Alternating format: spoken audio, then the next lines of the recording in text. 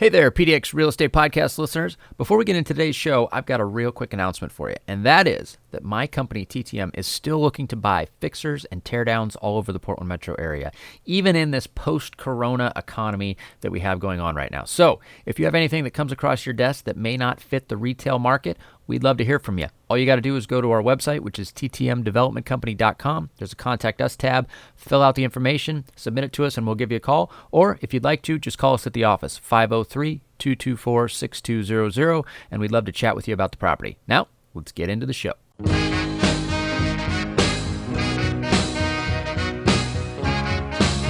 This is the Portland Real Estate Podcast, your number one place for anything you need to know about the Portland real estate market, along with in-depth interviews from our local real estate industry experts. Now, without further ado, here are our hosts, Tucker Merrihew from TTM Development Company and Steve Nassar from Premier Property Group.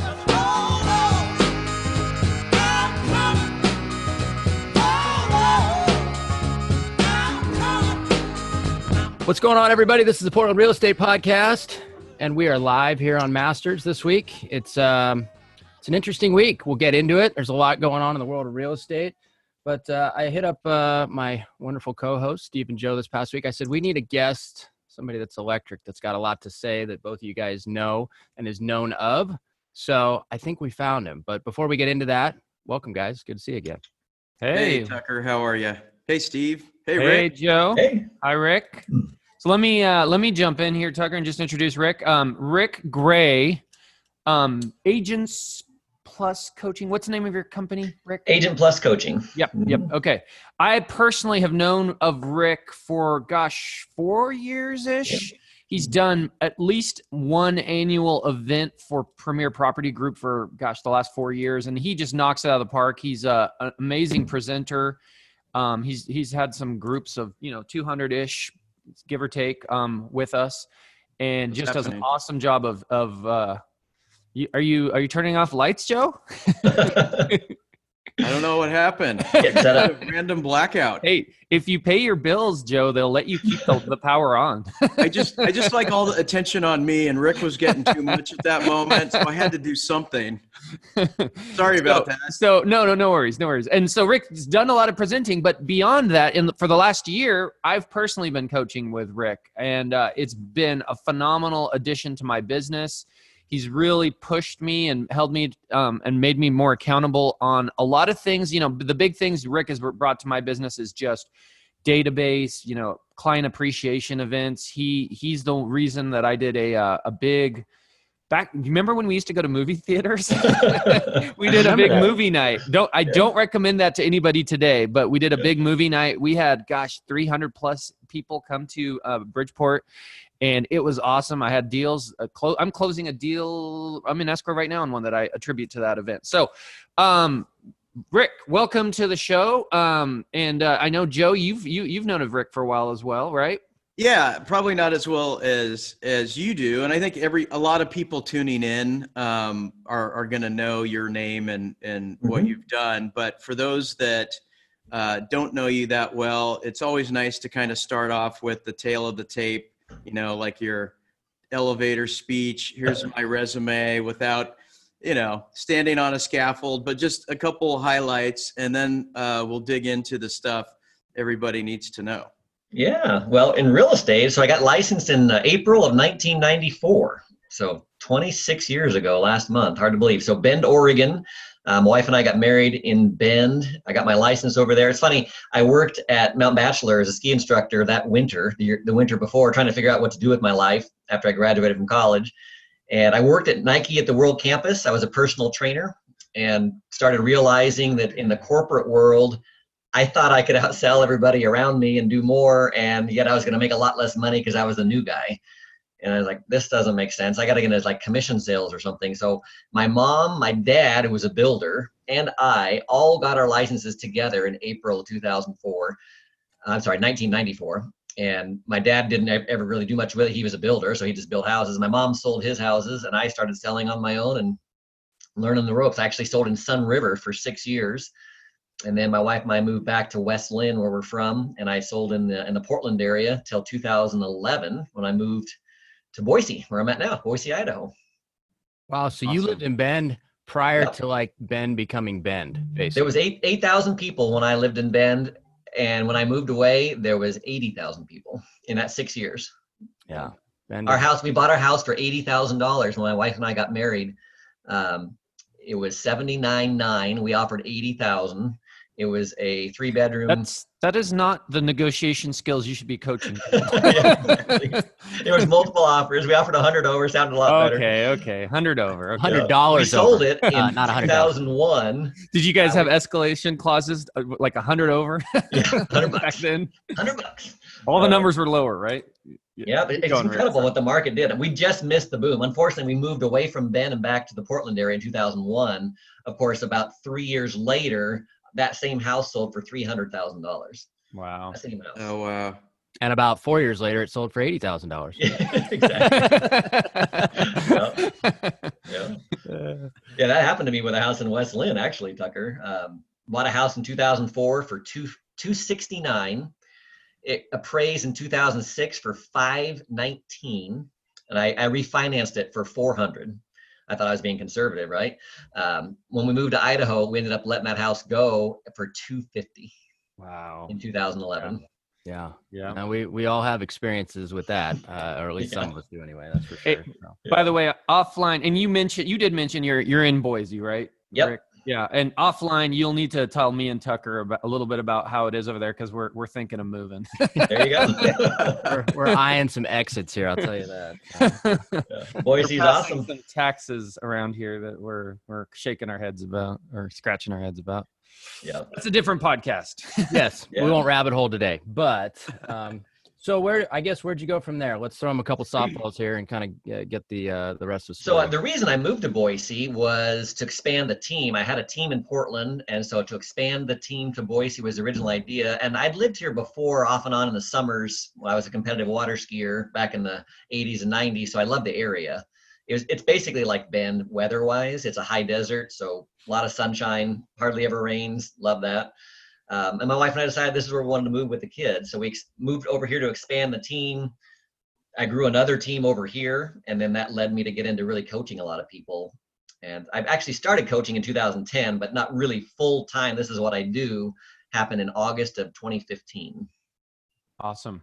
Mhm. Awesome. And let's go right into it. I mean, the beauty of having a guy like you on, Rick, is, a guy like me, I know my business. I see my business, and I might see peripherally, some other agents' businesses and through conversations, but you are intimately inside and talking to in depth, great agents in multiple markets. Right. What's the common theme? What are the questions you're getting? What are people asking for help with, and what do they need help with? Sometimes those are different. Yeah, interestingly, I mean, the biggest takeaway I've got from the last 3 months or so is that real estate is hyper local.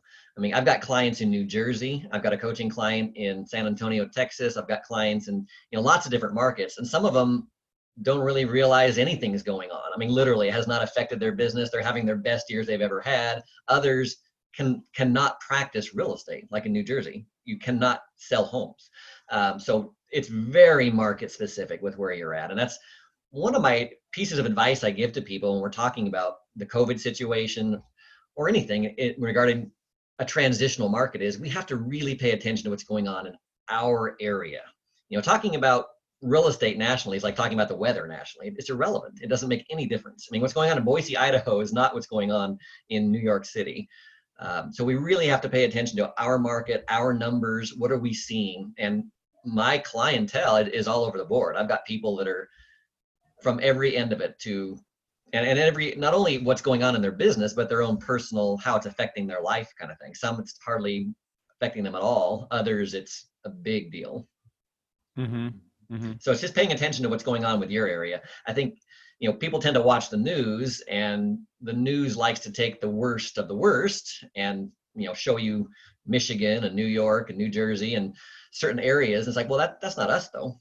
That's not me in Boise, and that's not you in Portland. We need to look at our numbers, and our markets are actually doing really well, and they're strong right now. And I agree with you. We talked about earlier. It's coming in a big wave. Mm-hmm. Mm-hmm. It's changing under our feet, isn't it, Rick? It is. I'm actually starting to have realizations and beliefs that we're in the early stages, I think, of going from a famine to a feast. I mean, and that's one thing that this crisis has been so unique in some ways, and how you've seen, winners and losers, but you've also seen shifts within those dynamics. I'll give you an example. The hospitals, right? When this first started, they geared back, and they were so confident that all the hospitals were going to get overrun. They canceled surgeries. They did, all the doctors were on high alert. Well, then guess what happened? Nothing. And now the hospitals are bleeding money and laying people off and going in completely the other direction. I'm starting to wonder if we're the opposite of that. If we were the ones that got hit really bad in March and April, and if you use the example of a tidal wave, the ocean kind of receded a little bit, and we're all going, oh, this is bad. Well, here comes the tsunami of business, as I think, and we haven't even in Oregon, we haven't even come out of in the Tri-County area, we haven't even come out of our stay-home orders yet. But I'm starting to realize, I think I'm going to have the best June I've ever had, and we just might all have one of the busiest summers we've ever had, and we, to the point, kind of like the meat industry, or some of the. We might have some supply chain issues. We might have inspectors booked out a week and a half. We ourselves as realtors might be thinned out. So I bet some of your coaching is going from like, how do you cope with this challenge? Where do you get new business, to you might start having capacity coaching calls. We might. Exactly.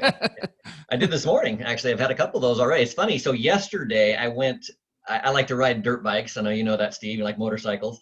Yep. One of my good friends is a finance guy for the largest dirt bike shop around in Idaho. It's called Carl's. They've sold over 500 units this month. And I went into their store. I couldn't believe it. I go there fairly regularly, and there's hardly any motorcycles in there. I was talking to Brian, the finance guy. He's like, we can't keep bikes in stock. We can't get bikes fast enough. He sold 15 yesterday himself, 11 of them were cash. And he's like, Rick, I've never seen this before. I mean, people, everything they're getting is sold out. Number one, there's a huge demand because people want to get away. They want to get outside. But number two, the supply is not keeping up. I mean, it's not their fault, but some of the manufacturers can't build product, or some of the shippers can't ship the product. I mean, and I think food industries, there's a lot of industries that are somewhere along the line, there's a breakdown. And so the supply isn't able to keep up with the demand. Hey, I got something for you guys. All three of you guys probably monitor this, but me being a layman and not a realtor, I monitor as much as I can. But showing time, right? I was looking at reading an article on showing time, and they said as of this week, of the 41 states that they monitor, 12 of them had set highs for traffic for the entire year this past week, which basically means more traffic than January, February prior to this whole thing happening, right? Right. And it showed the graph went like this. We had our month of freeze, right, Steve, where everybody was coming on and we're like, we love you guys. Hopefully we make it through, right? And then on the other side, boom, it popped up, and now we're in this like ramp up in terms of showings. And then obviously that's on the other side. It's inventory's getting scooped up real quick, and things just aren't staying on the market, and people are selling motorcycles 15 in a day, which is crazy. The one guy, I'm sure old Mike's jealous probably listening to that. And guns are flying off the shelf too, so all those guys riding motorcycles are packing as well, probably. Yeah, exactly. Well, Mad Max style. Yeah. And I think it goes beyond, personally, I think it goes beyond pent-up demand. Pent-up demand conveys there was demand that couldn't be serviced that built up, and now it's being released. Okay, I think we have a little of that going on, but I think we have manufactured demand. I think we have new demand that wouldn't have come had COVID not happened. I'm reading a lot of articles. I'm watching a lot of CNBC, and I'm talking to a lot of people, and I'm talking to a lot of clients, and I'm seeing people have been home for 2-3 months. They've intimately become familiar with that space, and those who and I think there's an underlying concern that there could be a second stay-at-home order, maybe in the fall, maybe in the winter. So they're like, let's get into something different. Maybe they wouldn't have had that conversation before had COVID not happened. So I think we could see a really, really busy summer. I'm not saying for the next 2 years. I mean, it could be a spike, just like, that guy's probably not going to be selling, 15 motorcycles a day a year from now or 2 years from now, but he is right now. And I'm wondering if we in our industry are going to really feel that that Yep. surge. Well, I think we've talked before, Steve, you and I, in coaching calls, things don't ever go away. They just move. And it's up to us to figure out where they're moving to and get in front of it. I mean, we're seeing trends of people wanting space, right? So maybe a bigger yard. We're seeing people wanting home offices. It's going to be interesting to see a year from now and look back, what were the trends that people bought in the summer of 2020? Yeah. Suburban, I think, is Yeah. getting more popular all of a sudden. Absolutely. Yeah. And it's not hitting all price points in all areas equally. I still think the downtown condos and the really close in places, I think they're going to suffer for a while. I just got a listing lead yesterday, two condos real close to 23rd Street downtown. Right. And like 2 blocks away. And I don't know that those are going to do super well, because for the next year, are people really wanting to walk to Matadors and some of those restaurants? I mean, the lure of that is a little diminished right now. Whereas the suburban areas with the big yards and the big lots, there's a huge push for that. Absolutely. What was the capacity issues you were working with your coaching call and recent ones? Well, it was they're, busy. In fact, one of the agents is a Portland agent, and she's really busy and has, lighting up 2 or 3 listings a week now, and doesn't have the capacity to answer phones and take care of things. She has a team, but we need more people on the team, specifically in administrative roles. And she's, all of a sudden, it's been literally in the last couple of weeks, all of a sudden she's going crazy. Yeah. And you have to wonder if sometimes some of those, I guarantee you there's teams out there. I'm fortunately not one of them. I did scale back my hours for my people. I did not let anybody go. But I bet there's people out there who, when March hit and April hit, they're like, okay, got to let a couple people go, a couple, TC, some kind of support role. And now they're going, holy smokes, how do I get people back? How do I get this machine revved up? That's where supply issues happen, is when you have those fluxes quickly where you're gearing down and then all of a sudden a surge hits you. Yeah. Well, one of the other things, to answer your question, Steve, you asked about what am I seeing? One common thing I'm seeing with people is their routines are really messed up. Yeah. So, like the going to the gym in the morning and then stopping at, Starbucks or whatever, and then going to the office. I think a lot of people do that. It's amazing how many people do that. And then now they're forced to be at home. I mean, you've talked about this on this podcast, Steve. It's like learning how to work out differently.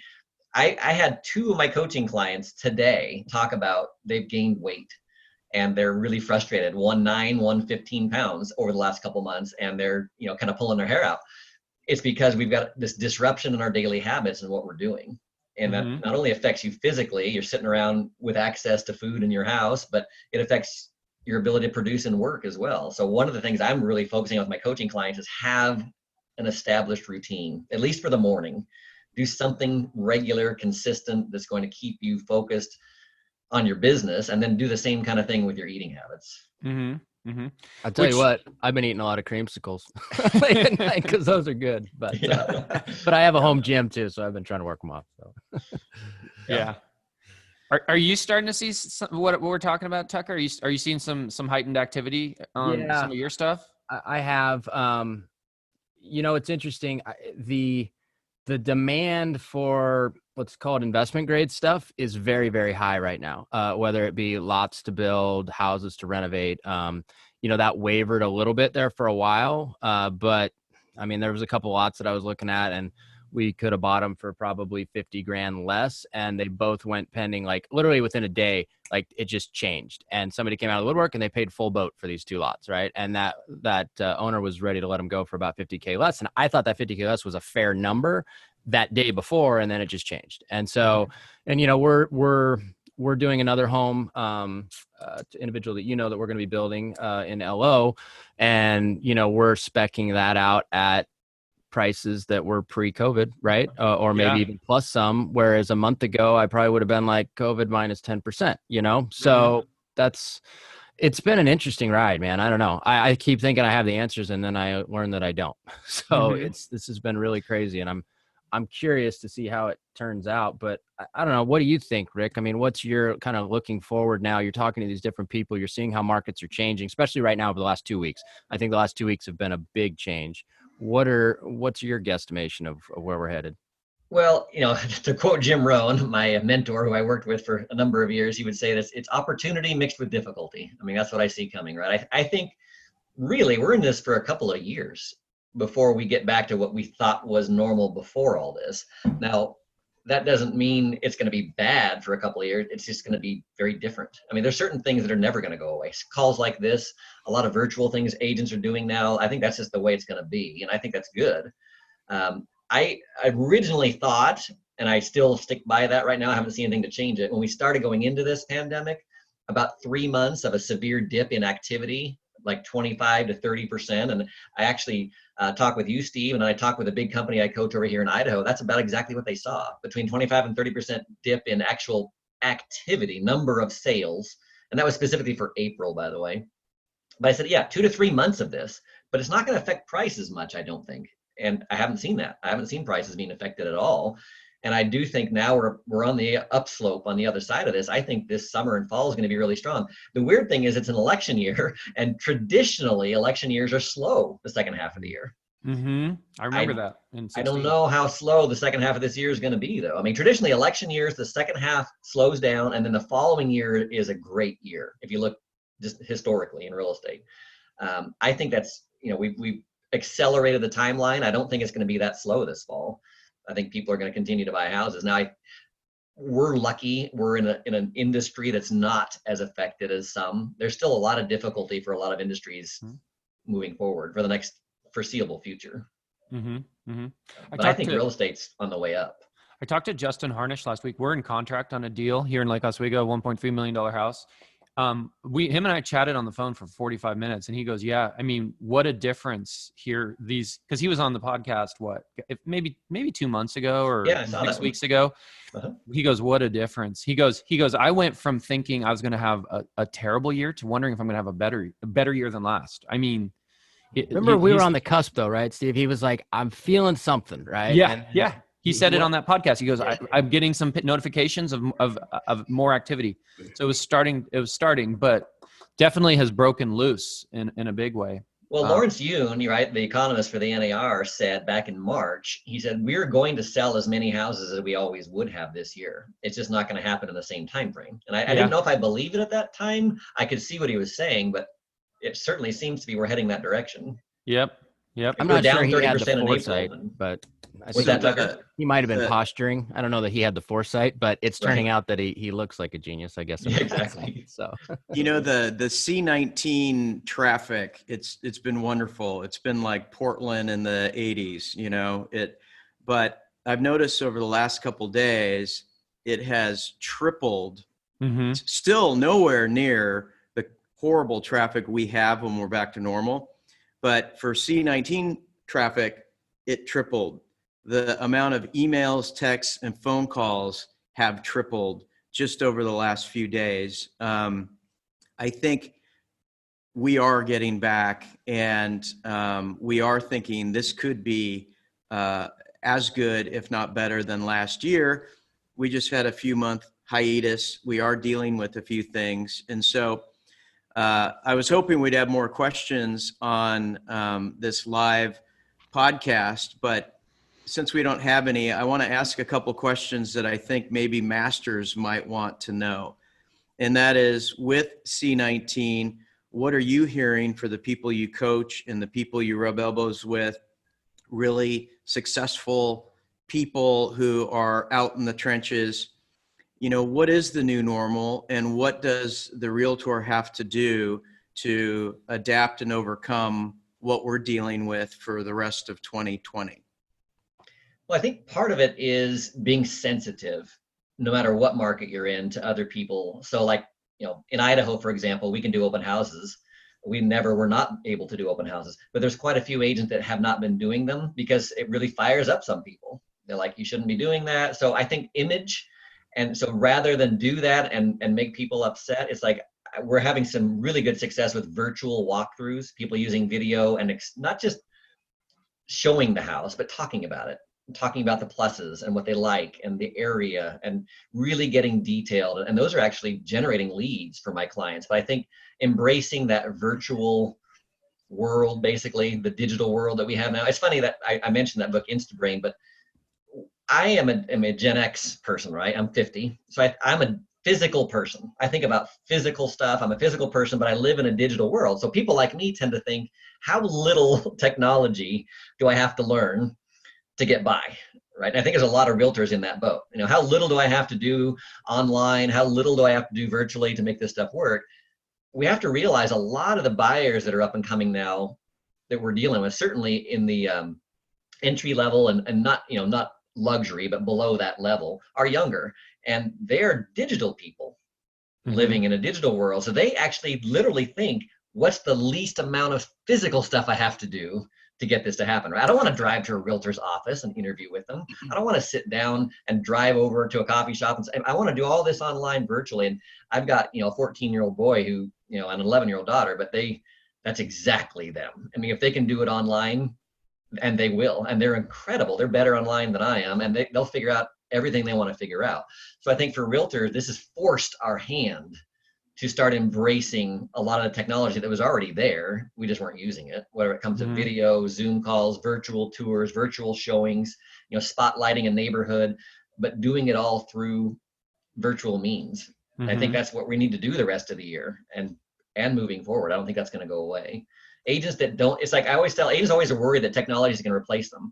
And I always tell agents, look, you're not going to be replaced by technology. You're going to be replaced by other agents who embrace technology. Exactly right. That's exactly right. Point. We have a comment from Chris Knopf. I know him. He's a loan officer with Churchill Mortgage. He said, be able to adapt to change and learn constantly. If you think about it, that's the one constant right now. When we went from February into March, and now that we're going from May into June, what is the one thing that's constant between going, you know, going from 100 miles an hour to 50, now we're going from 50 to back to 100, right? I mean, the change is the constant. Like, I think it's interesting too that we touched on it. A lot of us are sitting at home. I don't have my team around me in the same manner I did, you know, a year ago or 6 months ago. So we're trying to figure out how to be the busiest we've possibly ever been or close to it in this new world where we're working remotely. And that's where the technology really comes in. And I sent an email to, I think you got it, Steve, maybe 3 weeks ago. And that was the title of the email was Adapt. And because I agree, that's exactly what it's all about right now, is figuring out how we can make sure we're providing value to the people that need it in a way that's acceptable socially. I mean, let's just face it. I mean, there's people that don't want us out doing certain things. So, but we still need to sell homes. What do you guys think the new, like, takeaway from this? Oh, let's say two things, right? Technology wise, that agents are kind of the adapt or die model, right? Like what are we going to take from this technology wise to integrate into your business that'll stick, right? I know some people are like, I'm done with Zoom. I've had enough of this. I want to do some high-fiving and handshaking in person, but like, obviously that's going to be a part of it. But what do you guys think? I mean, you've used a bunch of technology over the last 2 months. I'm curious. I think it's Zoom. I think Zoom's going to stick around. And when I say Zoom, I just mean video conferencing. It could be, you know, Zoom could be the MySpace of video conferencing. Years from now, we're like laughing about it, like who uses Zoom, but it will be some type of video conferencing.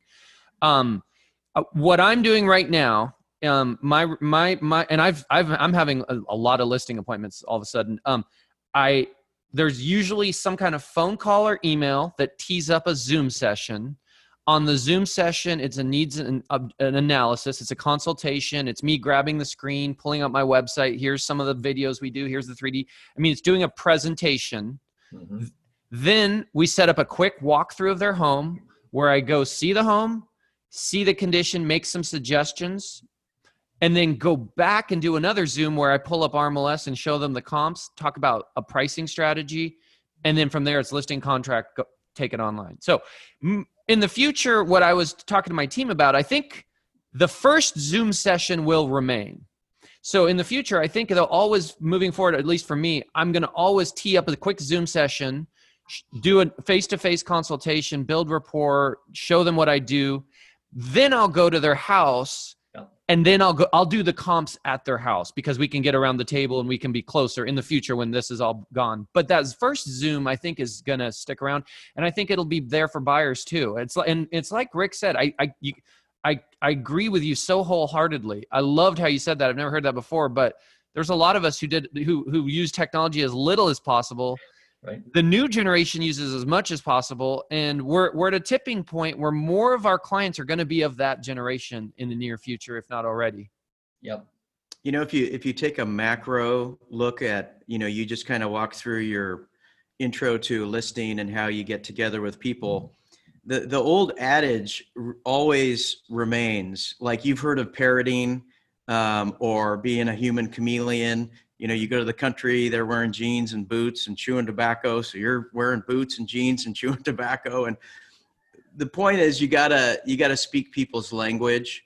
So if I list a home in a senior living, you know, community, they're going to have actual real flyers. We're going to go in the neighborhood bulletin. We'll be in the church bulletin, because that is how those people embrace information, right? And then as you're going down the generations to the new gens, they're all digital, right? Maybe you post on Instagram, maybe you do a blast text.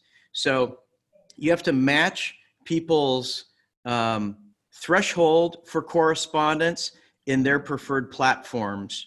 And that has always been constant. And it's funny because it's always a surprise when you tell it to people, but you sort of have to match your clientele. And it's like you understand their habits, and okay, this person's young, they're techie, everything's going to be digital. And then as you go up to the scale to the older community, everything's in writing, snail mail, all the things. And if you can identify the generation to their habits and how they ingest information, that's going to be a lot of it right there. And the key to that, Joe, I totally agree, is you can't just, say, okay, we're going to do everything digitally now, right? You have to follow as things phase out and new things phase in. You have to be able to adapt and be that chameleon depending on who you're talking to. But in 20 years, yeah, it's going to, a lot of stuff we're doing now won't happen. There's not going to be as much print. Those kind of things are going to go away. But for now, we can't just say, okay, we're going to get rid of all technology. print. Yeah. Right. Because we're not there yet. It happens in stages. Yep. Our holograms will have Zoom meetings. We don't even have to be there. Well, it's funny because I'm always on my kids. I read this book I was telling you guys about Instagram, or Instabrain. So Generation Z is what both my kids are, which is from 6 to 26 years old, and how different their brains work than even millennials, and how different their brains work than Gen X and baby boomers. And the interesting thing is they actually do really well with multiple things happening at once. Like my son, literally, if you walk into his room, he'll be playing a game, he'll be reading a book for school, he'll have a YouTube video on another screen, and he'll be playing with his phone. He'll be doing 4 or 5 things at once. And I'm sitting there going, Alex, focus. And me, Mr. Gen X, focus on one thing, right? That's not how these kids do things. And that's not how they learn, because I'll ask him, I'll quiz him on stuff, and he's like, oh, he got it. I mean, he was doing like 5 things at once, but that's how they do things. And to really understand the differences in this generation's brain, I think it's going to be important over the next 10 years for realtors. How do you reach those people? They don't care about traditional stuff that I care about, right?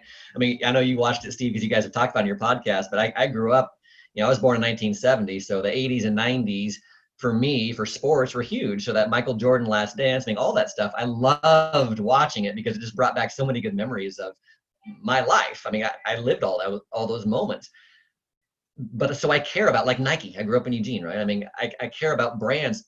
Generation Z doesn't care about that stuff at all. They don't care about brands. They don't care about tradition. They care about who's popular right now and what's the feeling around it. And it's like, you look at some of these numbers that these kids have on their social media followings in the hundreds of millions. It blows your mind. It's like, because I've watched some of them, I'm like, I don't get it. Obviously, I'm not a Gen Z brain, but I've got to figure that stuff out to communicate with people effectively. Otherwise, they're not hearing us. Well, and think about it. I kind of view myself, I graduated high school in 95. When I graduated high school, there was no World Wide Web. I mean, there probably was, to be fair, but no one knew about it. Like literally that next summer, it just went nuts. That was when. So I kind of view myself as at that tipping point where I spent a good chunk of my life without technology, without the internet. And then at a mid age, 18, 19, it came on big. But think about the people born that year, born in 95. They're 25 years old now. They're starting to buy houses. They've never known that previous world. Everything they've ever known, by the time, if they're born in 95, by the time they're 5 is 2000, they probably had, their parents' computers open, they're playing games, everything's happening online. So every year that goes by, less of the print people, less of the face-to-face, we do everything face-to-face, people will be around, and more of the technology. And I think this is good for us who that we aren't naturally in that realm. And while I probably embrace technology more than some, I mean, there are agents older than me who really have had to, force themselves to embrace technology. And this is fast tracking that for people, for sure. Well, it's really different in a lot of buyers now too. We're seeing a lot of migration from out of areas. I mean, like in Idaho, I mean, we have local buyers certainly, but California, Washington, and Oregon are big feeders for Idaho. And so if you don't have the ability to, not only communicate with people in other areas, but maybe advertise and market yourself in other areas, you're going to miss out. It's not just a local person. I mean, when I started in 1994, if you wanted to see a house, I mean, you had to literally come to my office. I had to go to the listing office. It was always KIL, key and listing office. Remember that? KIL, key and listing office. I literally had to go physically to the listing office, get a key. And if I'm showing somebody 7 or 8 homes, get 7 or 8 different keys from different listing offices. Imagine that. And then we drove around and, I had to drive them all back to all those other offices. So it was very local. Now you have to be able to communicate with people outside of your market and draw in clients and buyers and advertise yourself and market yourself outside your market. One other thing I wanted to say with, so again, with COVID, there's an emphasis on technology, right? And we talked about in other podcasts that Zoom wasn't invented like March 7th or whenever the thing hit, right? It's been around forever. What pushes people towards technology is you're forced to use it. And then you're forced to use it over a period of 75 days or however long. And then it sort of becomes habit. So moving forward with the new reality and the new rules, there's a lot of dinosaurs like myself that I happen to be not bad at technology, but there's a lot of people who've been in it as long as I have or almost, and they just hate technology. And I want to throw them sort of a life preserver to say, look, you don't have to bone up and be awesome at all kinds of technology. Maybe pick 3 or 4 key items that you want to focus on and master that, and then hire or delegate everything else. It's difficult to be a master at absolutely everything. Just be a master of what you do. We're licensed to get signatures, right? Buyers, sellers. That's it. If you can expand and you like to do it and embrace technology, do it.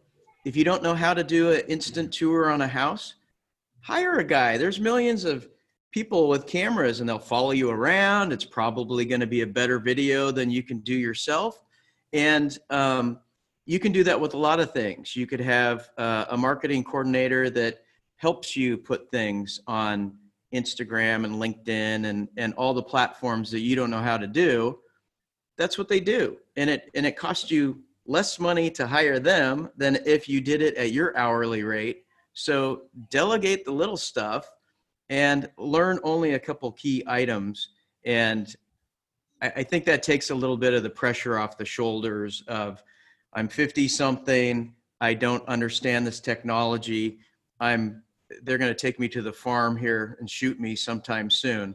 I think there is hope that just get the right people and have them do it, and you'll be doing stuff more efficiently and effortlessly than ever before. Well, that's absolutely, Joe. One of the messages I get to my coaching clients all the time is do less things, but do them better. I mean, realtors are famous for being a mile wide and inch deep.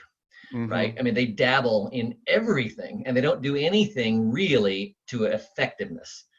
So it's like, okay, let's do much less. In the 4 book, the book, The 4 Disciplines of Execution, talks about couple of things I really like, but one of it is never more than 3. It's usually 2 or 3 is kind of the magic number of things we should be focused on. Everything else, either don't do it or delegate it to somebody else. But when we try and do 20 or 30 things at once, I mean, most realtors, they try and call a couple of FISBOs, a couple expires, they send a few postcards, they write a couple handwritten notes, and they don't get anything from any of it. It's like, well, you're not doing any one thing at a level that's actually going to work for you, right? And I love that advice. If you're not technology, inclined, that's okay.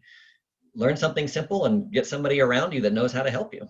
Mm-hmm. Absolutely. They say it almost as if there weren't an option, right? And I've seen just like you said, the realtors that are, I'm a realtor, but hey, I'm also a stager, and I also have a warehouse full of furniture, and I'm also a photographer. And it's like, look, you're paid to get signatures.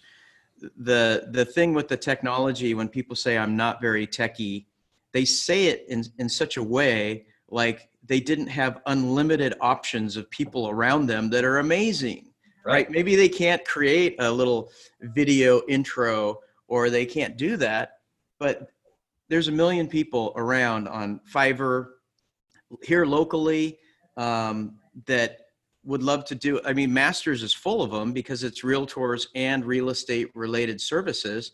Yeah. If there's tech that you don't understand and someone can do it better, you're better off doing it that way. So I agree. I think we're also in an environment, and will be for a little while anyways, that's conducive to growing a team, because we're talking about leveraging yourself and only focusing on a few things and delegating. Here's why I believe that. I think despite the fact that a lot of us are going to be really busy, I think it is a really challenging environment for a newer, slower agent. Sure. No open houses, no door knocking. There's limited ways to get new business. There's definitely less than there was 6 months ago. Yeah. Open houses is a huge part of that, at least as of right now, and who knows what that's going to look like in the coming month or two. So for those agents, I think they're going to be struggling, and I think they're going to want to gravitate towards somebody who has a good book of business, who all of a sudden might find themselves running thin and not able to do it all. And so it is a good time to maybe partner up and leverage some people and help them while they help you, and do something to complement each other's strengths. Well, I see the thing you're talking about there, Steve, is specializing, right? It's so important to specialize. I see agents all the time that try and do too much. They try and do too many things, which dilutes their primary business. And so then they're always struggling. It's like the way you get out of the continuous struggle is to stop doing so many things, get really good at 1 or 2 or 3 things, mm-hmm. and then build on that and delegate. Have other specialists who are good at those other things come join you. Mm-hmm. Mm-hmm. That's the point of a team, right? I mean, it's funny because I've been coaching, full-time now for 5 years. I've been coaching for 10, but I get across agents every now and then that don't like the team thing, or that they comment that, I want to really do everything myself, take care of my clients. I think a lot of that is a misconception of what a team is. They don't understand really what the value and the benefit is. It's like when I moved to Boise, Idaho, okay? So this is December of 2011. I'm at the mall. I'm buying my wife a Christmas present. I literally ran into an agent. I saw her there at the mall, who's a local Boise agent. She knew me from Portland. She'd known me for years. She's like, how did you guys do this year? And we were talking about it. And it's like, we had a really good year. She goes, what was your goal? And the team goal that year was 100 million, and we did 97. So like, well, we came close to our goal. We did 97 million. And she literally said to me, she goes, ugh, like this, I would never want a business that did 97 million. And I thought to myself, I didn't say anything right then, but I thought, because she's a pretty big producer. She's probably a $20 million producer by herself, literally by herself. Okay, has no assistant. That's a lot by herself. By herself. So she's sitting here thinking, okay, I think of all my problems, my time commitments, my angry clients, all the different things I have to deal with. Multiply that by 5, and no thanks. That's what she's thinking. But I'm sitting there thinking, you realize I'm in Boise, Idaho right now, right? I mean, my team's in Oregon. I mean, it's like she doesn't understand the concept of owning a business and having leverage, mm-hmm. right? To her, it was all about taking a snapshot of her business, blow that up 5 times, and that's chaos. But that's mm-hmm. not how it works. And we all that have a business know when you get surrounded by the correct specialists, you can actually provide better service. and do the things that you actually enjoy. So it's just interesting. I think this market is, like you say, it's forcing people to relook at things, and maybe we need to team up. Maybe I need more capacity. For the record, I think Justin Harnish wouldn't want to do 79 million a year either, for different reasons. Yeah, that'd be a drop in business for him. Yeah. It's like 110, or I don't know what it is, but yeah, it's crazy. I mean, What there's other something said for how many obstacles? units too, right? I mean, you're moving more units, you got more friction, you need more people, you need more leverage, right? Less units, it's just a little different business model. But do you think that's the biggest issue you see with people, Rick? Like they don't either want to grow because they think it's going to be more problematic for them, or they just don't know how to grow? It's a combination, certainly. They're not sure what to do, and they've dabbled in it. I mean, how many times have real estate agents told me they hired somebody, it didn't work out because I continued to have to jump back in, supervise, and I could have just done it myself. So then they just, well, I'm just going to do it myself kind of thing, right? It's like they tried, but they didn't know how to do it right. And they hired, a lot of times, the wrong person. They hired somebody like them rather than somebody that had a different skill set that they needed. But we like to hire people that we like, which sometimes is like us, and that's not what we need. We need somebody with complementary skill sets. So I think partly not knowing how to do it, but then also just having an image of, there are, just like any business, there's really good individual agents and really bad ones. And there are really good teams and really bad ones. So if you've had a certain amount of experiences with a team, you might think, well, I didn't like that team, I don't want to do that. But that narrative isn't always true. Steve, what have you I mean, obviously you've done coaching with Rick. I mean, has he been kind of instrumental in you growing your team and kind of, setting the right people in the right seats on the bus kind of thing? Oh, absolutely. Yeah, I haven't really grown it per se. In fact, if anything, in 18, I kind of whittled it down a tiny bit, and with it boosted my profitability and efficiencies and effectiveness. But oh my gosh, I mean, the specialization, like literally my job is purely on my team is purely to get people to say, yes, we're using you, right? Especially on the listing side. The second they do that, I'm turning them into someone and I'm moving right back out to find that next one. Now it's via Zoom or whatever, the phone calls, follow up. But what's great about it is, so I've gotten really good at that part. And especially as you're adapting to new changes, it's so important. Imagine if your focus is this much of the business and it's all changing, how much more challenging that is than if your focus is just this tiny portion and it's changing. But behind me, I've got people that are experts at, onboarding the listing, right? My co-list, that's what they're great at. Their job is not to get someone to say, yes, we're going to use you. It's taking them from yes to yes. Now we're live on the market. And then there's people behind them that are good at just the paperwork or the marketing components. So, that specialization is huge.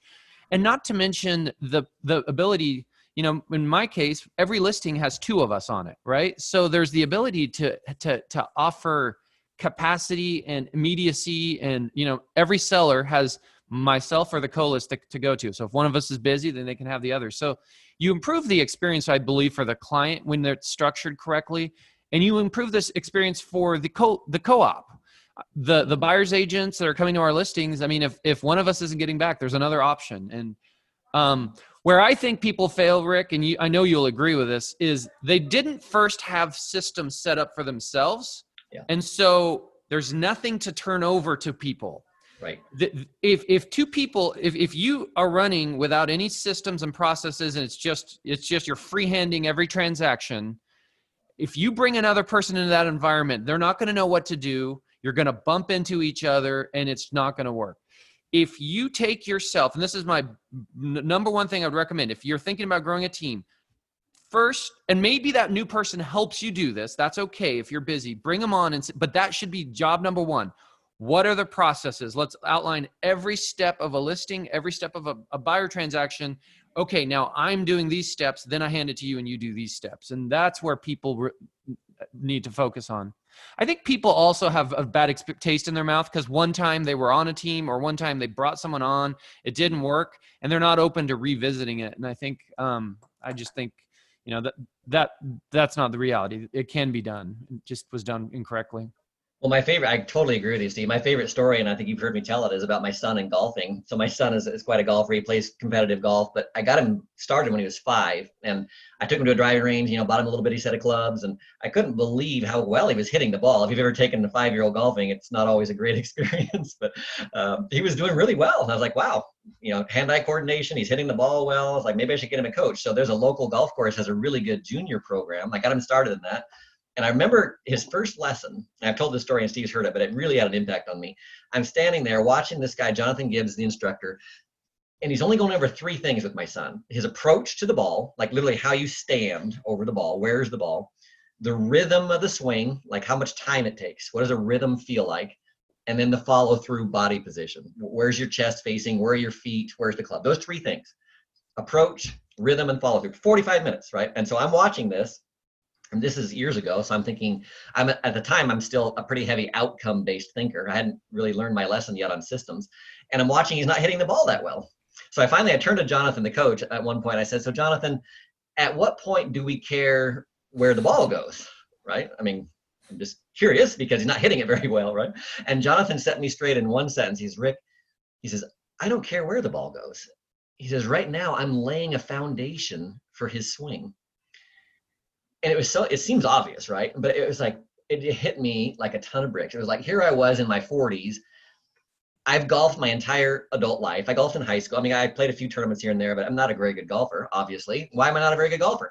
I've never developed and mastered a system. I've always adjusted to results, right? And to play golf, if I slice it, I'm trying to close the club face. I'm changing my grip or I'm changing my stance. If I'm always doing things to adjust to my last result, which is what most realtors do.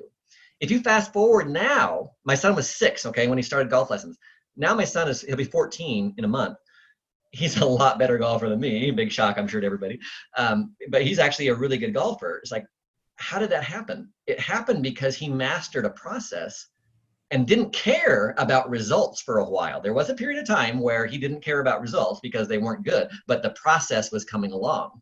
Now that he's so good at the process, the results for him are easy, where the results for me in golf are not easy because I've still never laid that foundation. So that lesson is perfect for real estate. How many real estate agents, they get in the business, they start going after clients, they get a few deals under their belt, they get a few more. Pretty soon they're so busy, like you said, Steve, then they bring somebody else on and try and show them what they're doing. They can't show them what they're doing because what they're doing is just themselves, right? They don't have a system and a process they follow. And then so they either burn out and get out of the business. I've seen that a lot. Or they just never really quite make it work well enough to get traction. So they don't ever make enough money to make a living at real estate, and they fade away in the industry. They plateau. Yeah. So systems and processes is everything. And that's what I spend a lot of time with my coaching clients. Even agents that have been in the business a long time typically are not good at that at first. And we can double and triple people's businesses just by getting them some systems to master. And here's another thing that I will say, and I'm living this right now, guys. I mean, this is the world I'm in right now. Those systems, and you have a great quote that I learned from you. It's from Atomic Habits. Yeah. It's you don't rise to the level of your goals, you fall to the level of your systems, right? So during challenging times, which we just recently went through, when the world's upside down and we're all going, what the heck's happening? And we're all working from home and everything. Those systems were my safety net, right? Mm-hmm. Even if I wasn't conscientiously aware of a transaction, we knew the next step was this. We had to do this. We had to do this, right? So your systems are your safety net, even though there's chaos everywhere else. Well, guess what? Now, as things are getting really busy, those systems are also a huge safety net for us too, because now we're going to have chaos in our world, but it's going to be a different chaos. Instead of chaos of like fear or chaos of scarcity, it's going to be chaos of capacity. It's going to be chaos of way too much coming at us.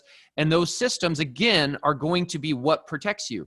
When you have 5 transactions, all of a sudden, now you're going to go, okay, where was I on this one? Oh, yeah, we need to go to the next step. This one's over here. We need to go to the next step. So those systems are good during good times and bad times. They're very important. And they are the glue that not only keeps your business running smoothly, but your team running smoothly, because as they know exactly what to do next. And it's we can add that to the list. It's growing to scale, right? Mm-hmm. So if you say, hey, do you want to make twice as much this year as you did last year? some people compartmentalize and say, okay, now I got to work 80 hours a week instead of 40 hours a week. And so they really don't get it. Right. And there's some disconnect when you say team. Team is sort of a 4-letter word for some people in real estate. So you have to like change their thinking a little bit and say, hey, how would you like to have a gardener and a landscaper at your house? And how would you like to have house cleaners come once a week? And how would you like to have your car detailed weekly, for you? And you get them thinking in that mindset. And John Sealing just posted a comment, and he said, people ask him all the time, when is the time to hire a TC, a transaction coordinator, and how many deals do you have to do that? And he says 1, because we get paid to get signatures, and you delegate everything else. Everything else that costs less than what your hourly wage is, you should delegate to keep you efficient. And it's getting people in the mindset of growing to scale, needing systems, and delegating. And I think too many of us are either egomaniacs or they don't know how to do that. Mm-hmm. And so there's a whole section of coaching just on how to grow to scale, have people that's an expert in all these little fields, and your field is being at the helm, getting signatures, making people say yes. Once they do, your team jumps into action, and it's really hard for people to compartmentalize when it comes to real estate. Everything else, they can understand it. So I thought that was a great point. I think it's the process of just basically going from a solopreneur to a business owner, right? But people get caught up with the fact that a lot of them stay in the camp of solopreneur as a realtor, right? And so it's that bridge to business owner that a lot of people don't make it across the bridge. That's right. That's exactly right. And that's the gap that they need to learn, that, if you read Cash Flow Quadrant, right, Tucker? I mean, Robert Kiyosaki's Cash Flow Quadrant, the left side of the graph is the employee and the self-employed professional. The left side of the graph doesn't have any leverage. The right side of the graph is the business owner and the investor. How do we jump from one side of the graph to the other? And that's what I spend a lot of time with my coaching clients on. Mm-hmm. Mm-hmm. For sure. What else are you focusing on in those coaching calls these days? What other challenges are you hearing, and what are you trying to help people see that maybe they wouldn't otherwise see? Well, I think for, like you said earlier, for a while there was keeping spirits up.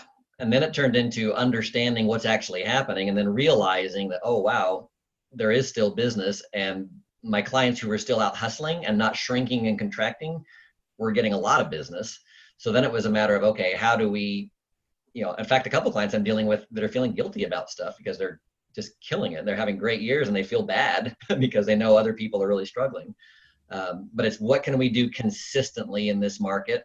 And a lot of times the successful things that we need to do are not glamorous. It's the mundane, boring things, but doing them. I mean, people are getting a lot more traction with handwritten notes, right? They're getting a lot more traction with staying in touch with people, just literally out of empathy to check in on them, which we should always be doing. But whoops, sorry. Joe got sidetracked by Eric's comment about his haircut. I did. Look what you did, Eric. Look what you did. Yeah, I can't click on it without the volume going on. But personally reaching out to people, I think, is super important right now in this transitional market, and showing people you care. And if they know you care, that's really important. And there was a time period, there was a time period when this first started where it was a little awkward to reach out to people outside of just want to check in on you. But that is slowly, we're moving past that. We're getting back, like, I'm starting to think, there was a time period, I'll just tell you right now, give you a specific example. In March and early April, I was taking listings live, and I was not doing just listed postcards or sale pending postcards or sold postcards around them. I felt like it was too weird. The neighbors weren't going to be like, hey, this guy's selling a house. It was a scary time period. In the last 2 weeks, those systems are back on. I'm now going back to trying to generate business off my current listings, because I think we're back into a more normalcy there in that regards. And there's other areas of that where things that we had pulled back on advertising wise because we didn't want to be insensitive to challenges people are going through. Right. I think we can slowly, start to do a little bit more of the normal there in that regard. And we need to, Steve. We need to. Yeah. I mean, real estate's a high calling, and we are leading the economy out of this. I mean, real estate is at the forefront of the positiveness right now in the economy. So it's not that we even can. We need to be leading people. Mm-hmm. Mm-hmm. And there's actual demand for us. I mean, no different than the guy selling motorcycles or the toilet paper factories, running 24-hour shifts. I mean, I think we might be heading into a place where there is a big demand, and we're helping people. We're helping them get situated, get comfortable, get into a home that meets their needs during this time where, like you said, Rick, for the next year or two, it's going to be different. It's not going to be stay at home, but we're all going to spend more time at home than we otherwise would have. Yeah. I mean, if in the past we ran out to a restaurant 3-4 nights a week, for example, we might go once a week. I mean, it's not going to be so fun in those restaurants. And so, everyone's going to be wearing, there's going to be masks. There's going to be people checking in. It's not going to be the same. So when we're not in that restaurant, we're going to be spending more time at home. Right. If someone that went out to a restaurant once a week, maybe now they go every other week. Everything we used to do, there's not gonna be Blazer games. There's probably not going to be. So we're all back in our homes, probably for at least the next year, maybe 2 years, until honestly, probably a virus or a vaccine is what fixes that ultimately. So I think that reality is setting into people that I really need to be in a home that for the next couple of years, I'm really comfortable in, Yep. One other thought, Steve, for all the realtors out there, I think there's this element of a road less traveled, right? So many people put people on snail mail campaigns, and, all the people in these great luxury neighborhoods would say, oh my gosh, I get, 10 postcards a month from realtors asking to sell my house. Well, then when the internet became a huge thing, of course, I'm going way back in time, people are thinking, I don't have to create something. I don't have to pay to print it. I don't have to pay to mail it. I'm going to do everything immediately by email and Facebook and all these platforms. Well, guess what? The guy that continues doing that, now you're the 1 postcard a month instead of 10 postcards a month to that people. It's the road less traveled. It's, the old cliche in fly fishing. If you walk down a path and there's wet boot prints there on the rock, just keep on going. You probably want to go down the nastiest thing full of blackberry bushes and rocks, and it's steep like that. But you throw that bug out there and you're going to have a fish on immediately. And I see too many people doing what they're told to do, which are things that they think they're supposed to do with social media, and they're not really differentiating themselves whatsoever. Like back when, newspapers were popular, the community newspapers would say, hey, would you like your business card size thing in the newspaper? We're featuring realtors. And I'm like, no, I don't. Do I want to pay my $50 for a 3-inch by 2-inch thing amidst 150 other people? No. Do I want to take that same money and be the only guy in a church bulletin or in a grocery store or on the back of a grocery receipt or anything like that? Yes, I do. Road less traveled. And I think a lot of people are hearing information and they're like, okay, I need to do these things. And so they go and do them. And hey, you're unique just like everybody else, right? Yeah. So you got to kind of find your niche, and you got to have something special about you. And I think especially now in the digital age, the road less traveled, you need to figure out what that is. And I think it'll greatly help a lot of people. Talk about social media, Rick. I mean, we've seen a press towards social media for, as again, like I said, I mean, you can't, you remember in January when we were gearing up to do our pop by campaign, Rick? Mhm. Yeah. I mean, literally in February, I had Casey on my team run out and buy 300 of these things to start assembling so that we could come up with lists and do some pop buys. Then March happened. Those are sitting in our office. Like no one's popping by people's houses. So as you can't do pop buys, what a lot of people have focused on is social media. And talk to us about what you're seeing your agents do and that's effective and working and cutting through, because there is a lot on social media. How do they cut through the noise?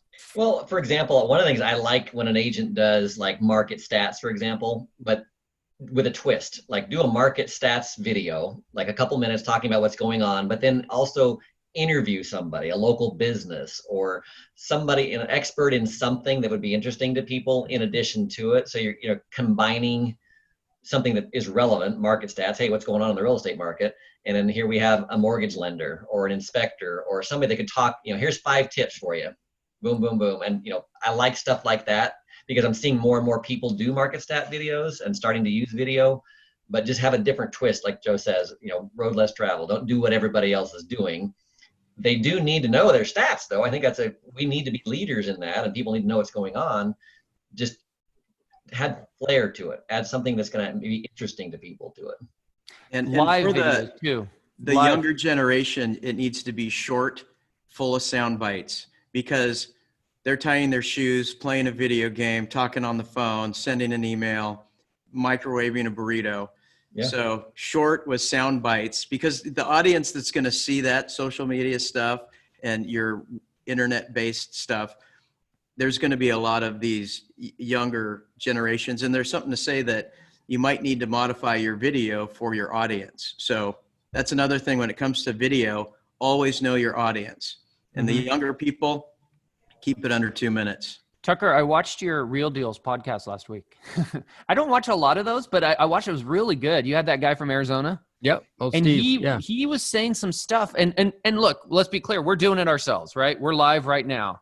And he was making some good points about live video that he said, and you help me out here, Tucker, but he said your audience is more forgiving. They know you're live, so they're not going to hold you to this high standard. He said in the past he would do these videos where he would do it, then he would edit it, then he'd do it again, and he'd polish it, and it for one thing it took a lot of time, but for another thing he always just never loved it, right? Whereas with live video, you're just on. Your people are more understanding of any mistakes or anything that happens, but they also respect it more.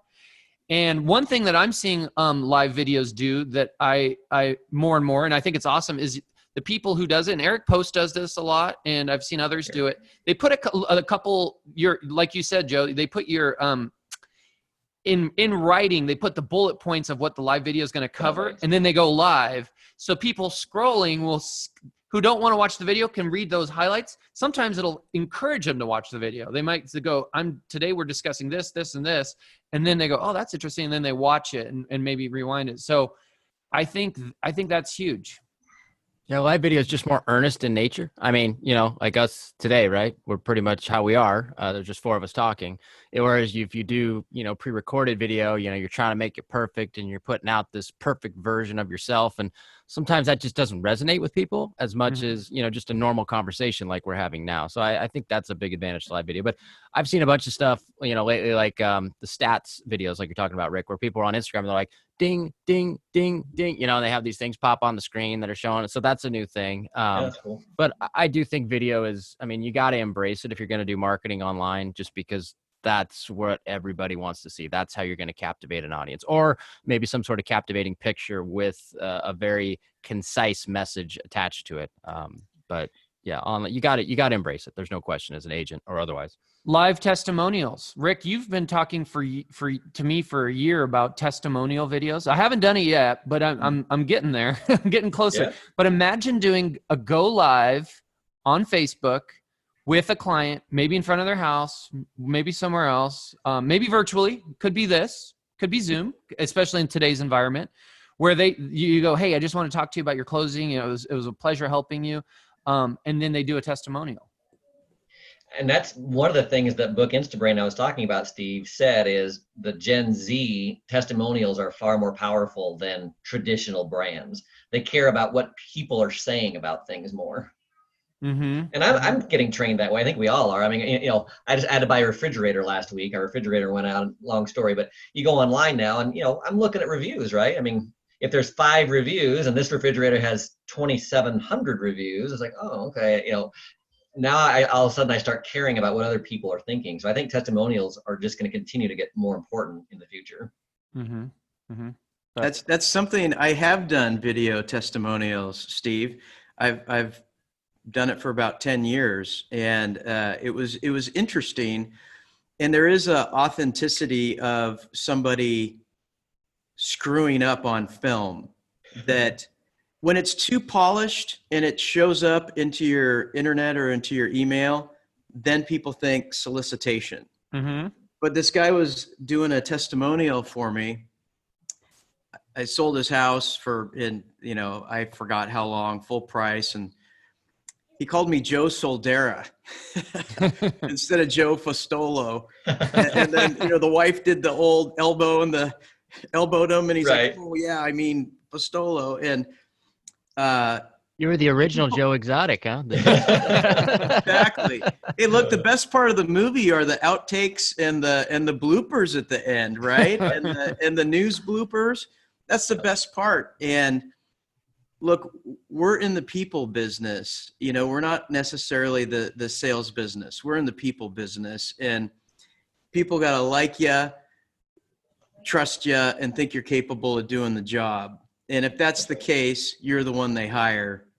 And sometimes we got to put the suit and tie down and just be a real person for a while. And if that means, being tongue tied on video occasionally and, doing bloopers, that so happens to be life. So I've come a long way on this whole video thing. The first video I ever did for myself and posted online was the reason why I created Masters in Real Estate, because I just got done talking to the people at the Coast, and what I kept hearing is like, why did you do this? Why did you do this? And I got to thinking on the drive home, I'm like, these people have been in Masters for 7 years and they love it, but they never heard the why, my why, right? So I was right here in this office and I just turned the phone around and it came out of me. I don't even know what I said. It was like a out of body experience. And anyway, a big fan of non-polished video, because if you speak from the heart, nobody cares about the rest of the stuff. Mm-hmm. Mm-hmm. Yeah, I totally agree. Hey, we're running a little long here today. Obviously, a great conversation here. I've got to kind of jet out here in a few minutes, but before we get out of here, Rick, I want to make sure that everybody could kind of find their way to you if they want to kind of learn more information. Maybe you can just give us a quick rundown of kind of what it is that you offer and really do for people, just so that it's known, I guess. Yeah, absolutely. So coaching, most of my clients I coach every week. So we do a phone call every week on the same day. I do have some clients that do an every other week call, twice a month call. I do that as well. So either one of those are options. I'd love to talk to people. Anybody's interested in coaching, I do free consultation calls just to talk about your business. How is it working? What are your goals? What do you see yourself? What's your vision for your business? And what are your major challenges? And, not everybody is a candidate for coaching, but there's a lot of people out there that I would love to talk to and say, hey, how can I help you grow your business? So yeah, rick@rickgray.com is my email, rick@rickgray.com. And you could get a live testimonial from Steve right here. Yeah. It's awesome. But you know what I really appreciate, since we implemented it in January, we did it. Well, for one thing, Rick did a team event with me where we did an offsite. We went to Edgefield, McMenamins Edgefield, rented a room, and some of us stayed the night and even had fun afterwards. But Rick came, he met with us. He did an all day offsite. Him and I kind of partnered up. I did half the day. He did the other half. Went through stats from the year prior. That was awesome. One of the takeaways that we had from that has really even taken my coaching to another level, Rick, I don't know if you fully realize this, is the team coaching now. So now what we're doing is once a month, one of the coaching sessions is a Zoom session with the entire team. where we're all just having a conversation like this. How's this month been? What are you guys seeing? What are the responses? How are Zillow leads? How, what were the different areas? What are the challenges?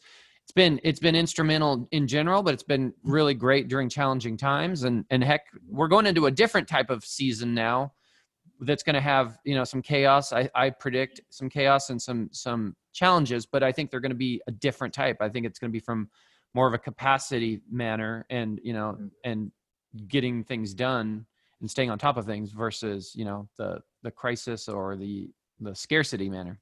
Right. So I appreciate the team component. That was the big thing I wanted to put out there. If somebody has, like you said, Rick, it's not for every agent, but definitely if somebody has any type of, if you have a couple people working for you, I mean, it's definitely something to look into. Absolutely. Because he could help, share some of the secrets and the systems and processes that that others are implementing to really make that team gel and be cohesive. And that's the thing. It's amazing how many clients I have that have been in business a long time, 10, 15 years at a certain production level, right? I mean, agents kind of get known as, they do a certain amount of production every year, year in and year out. And to take somebody like that and be able to double their business, it blows people's minds because we're not doing anything more. I've got a great client of mine that, she was a $4 million producer for years and just kind of dabbled in real estate, but 4 million is, she's selling houses, but, she wanted to coach with me. So I've been coaching her now for 3 years, but our first year together, she took more vacations than she's ever taken, didn't work any more time at all. And she went to 8 million. She doubled her business first year. Then she went to 11. And then this last year she went to 13 and she's got now a full-time assistant. And I asked people like that because it still blows my mind too. It's like, well, what are you doing differently? And to her, it was all mindset. It was routines, systems, and getting her mind around it being a business and learning how to run a business, not just that solopreneur that Tucker was talking about. Mm-hmm. Awesome. That's a great price range, that $2 to $4 million broker to take them in and double their business. Yes. And it's just fabulous to watch, watch someone under you kind of like doubling their business and all the excitement. That really is terrific. It's harder to do if you do 10 million and to double that. But so I have a team that was in Central Oregon. They started off first year we coached together. The year before they did 15 million. Our first year together they did 23. Our second year together they did 42. Our third year together they did 50. Wow. And it's funny because we talked on our first coaching call. I said, because these guys have been together for a while and they were experienced agents. I said, so what do you guys think about doing 50 million? I just threw that out there. And they literally laughed at me on the call. They thought it was funny. I mean, it's like, when you're doing 15, it's hard to imagine doing 50. It just doesn't, if you don't believe it, then it doesn't really make any sense to you. Well, a couple of years later, I asked them that same question. They laughed again on the call. They're like, yeah, now we're thinking about doing 100 million. I said, there you go. There you go. Very cool. Awesome. All right, we got to shut up because Tucker has an appointment. I got a 1 o'clock Thanks, guys, for having with me a on. fine I gentleman appreciate it. and a nice piece of land that we may buy. So I got to go see. But Cool. Either way, we appreciate you coming on today, Rick. You got a great guys. thing going on. Obviously, Steve is a walking testimonial for it. But anybody that wants to reach out to you, we encourage you to do so. And Joe, as always, thanks for hosting us here on Master. Absolutely. Thank you, Thanks, Rick. guys. Thanks, So, guys. Thanks, guys. All right, See thanks ya. for watching, everybody.